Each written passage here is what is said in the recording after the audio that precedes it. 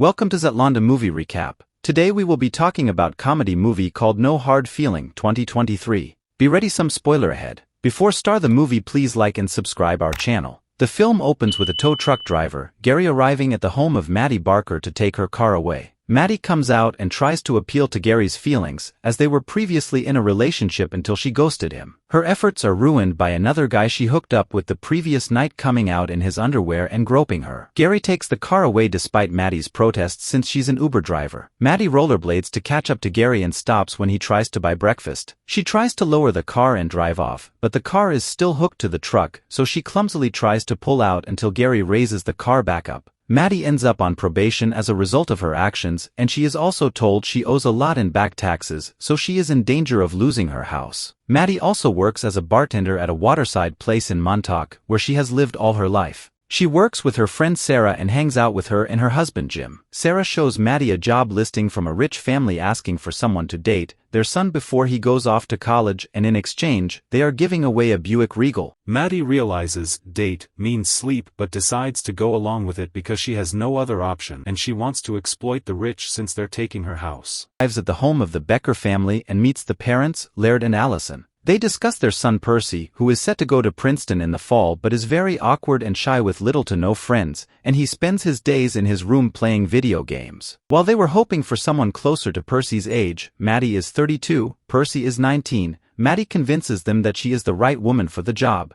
However, Laird and Allison tell Maddie that Percy cannot know about their arrangement. Laird and Allison tell Maddie to find Percy working at a dog shelter. She wears a form-fitting dress to attempt to seduce him and pretends to want to adopt a dog. Percy shows her a former police dog named Milo that was let go from the force for becoming addicted to cocaine. Percy starts to get nervous as Maddie comes on too strong and tries to leave early, but Maddie offers him a ride home after borrowing Jim's van. When she brings Percy to her house, he pulls out a can of mace and sprays her in the face. After Maddie painfully explains that she just thought he was attractive, Percy says he just wants to go on a proper date, to which Maddie agrees. Maddie brings Percy to a bar where she knows the waitress and gets him a Long Island iced tea, which he hates. A guy named Travis shows up, as he apparently used to date Maddie. He shows off his wedding ring and says that Maddie running out on him was the best thing that ever happened to him, and warns Percy not to get attached to her. Maddie later goes with Percy to the beach for a beach date session. While he is reluctant, Maddie coaxes him to join her. Moments later, 3 drunk teens show up and steal their clothes, which contain their wallets, phones, and keys, so Maddie emerges from the water and proceeds to fight all 3 teens. When Maddie goes back in the water, Percy tells her there is something wrong with her. She starts to leave and drive away,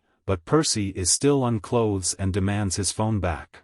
He hops onto the hood of her car, and she proceeds to drive with him hanging on. The cops see them and pursue, but Maddie fears she will lose her license if she is caught, so she drives quickly and manages to run across train tracks before a train can hit them, allowing her to lose the cops. Maddie brings Percy back to her place in another attempt to seduce him. She tries to do a sexy dance for him, and then has him try to do the same until she sees a rash on his back, which he attributes to anxiety.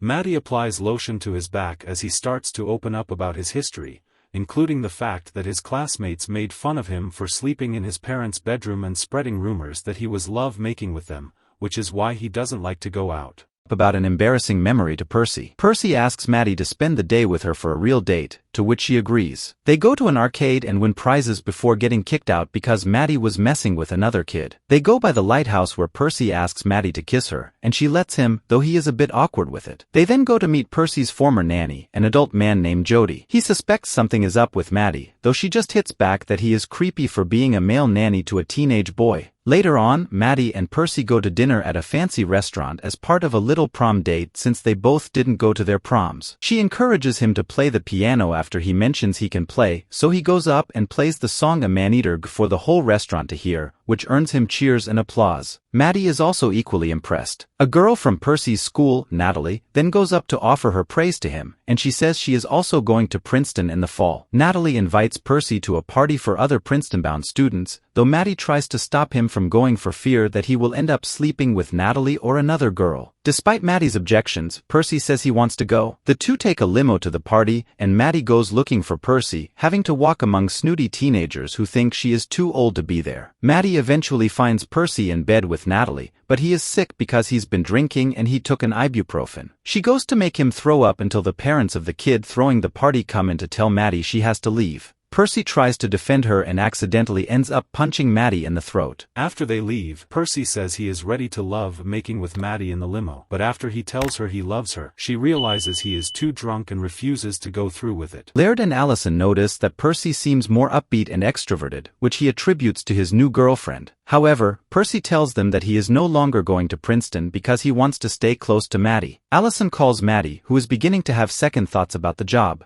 Laird tells her that she can have the car without continuing the relationship to avoid Percy skipping out on Princeton. Unfortunately, Percy is in his parents' car and turns it on, activating the speakers so that he overhears their conversation and hears Maddie mentioning wanting to car without having to sleep with Percy, leaving him heartbroken. Percy then has Maddie come over for lunch to meet his parents. He starts drinking their wine and begins to act passive-aggressively before going out with his coworker Crispin to bring the Buick out into the woods to mess with it. They throw a rock onto the gas pedal and make it crash into a tree, which falls on top of the car. When Percy returns to the house, he and Maddie then decide to sleep and get it over with, but he finished just a second. He says that he knows about everything and doesn't want to see Maddie anymore, saying that she will end up living in Montauk for the rest of her life. Gary later brings Maddie the beaten-up Buick since her name is on the papers. She is forced to continue her Uber duties in her messed-up car while Percy goes back to staying in his room and playing video games. He also won't return any of Maddie's texts or calls. After Maddie finally raises enough money to fix her car and pay off her taxes, she celebrates with Jim and Sarah, but they announce to her that they are moving to Florida for the sake of their baby. Sarah is pregnant. Maddie is left upset as she realizes that she will be all alone. Maddie later contacts Doug and decides to take him up on his offer to sell her house. She sells it to Jim and Sarah so they can stay and raise their baby there, and she is making plans to move to California. Maddie finds out Percy is at a Princeton mixer and goes to find him. He still refuses to speak to her, even as she tries to explain herself. She hops on the hood of his car like he did to her, and he drives off with her hanging on. They end up driving through a beach where Maddie catches fire from a barbecue grill before Percy drives into the water. He panics and looks for Maddie before they tearfully apologize to each other. After they reconcile, Maddie says she is moving to California, and Percy is happy for her. He also tells her it still counts that he lost his virginity to her, despite the contrary. Percy packs his bags and says farewell to Laird and Allison on the day he is set to go to Princeton.